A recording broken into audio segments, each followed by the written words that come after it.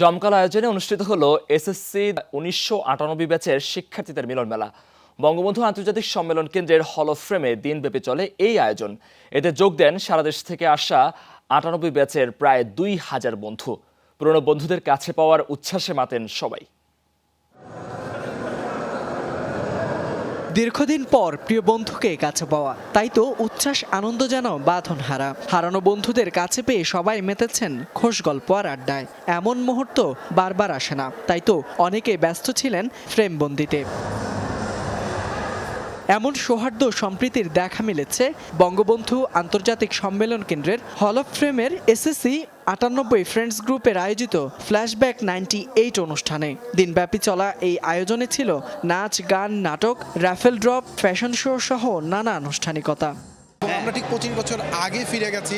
বন্ধুদের সঙ্গে আড্ডা হচ্ছে, গল্প হচ্ছে, সেলফি হচ্ছে, স্টেজে গান হচ্ছে, নাচ হচ্ছে এবং পুরো শুধু আমরা স্কুল জীবনে বা বন্ধুদের কাছে ফিরে যাইনি, এই অনুষ্ঠানটার মধ্যে দিয়ে আমরা 90-এর দশকে ফিরে গেছি। নাস্তা করার পর থেকে উৎসবের ভিতরে আছে সবাই, মানে এটা ঈদের উৎসবের মতো আর কি। হ্যাঁ, এই আনন্দ অন্যরকম আনন্দ, কারণ আমার ছোটোবেলায় যেরকম ছিলাম ওইরকমই দুষ্টুমি করার চেষ্টা করা হচ্ছে। অনেক অনেক অনেক ভালো মনে হচ্ছে, আমরা সেই যুগে ফিরে গেছি।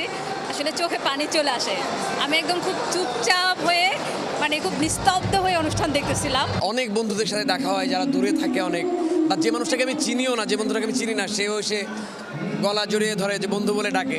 So it's a great feeling I think. মিলন মেলার মূল আকর্ষণ ছিল সঙ্গীত শিল্পী নগর বাউল জ্যামস।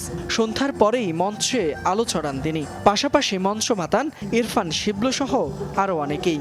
এছাড়াও ছিল নাচ, নাটকের পরিবেশনা। সবকিছুতেই ছিল 90-এর দশকের ছোঁয়া।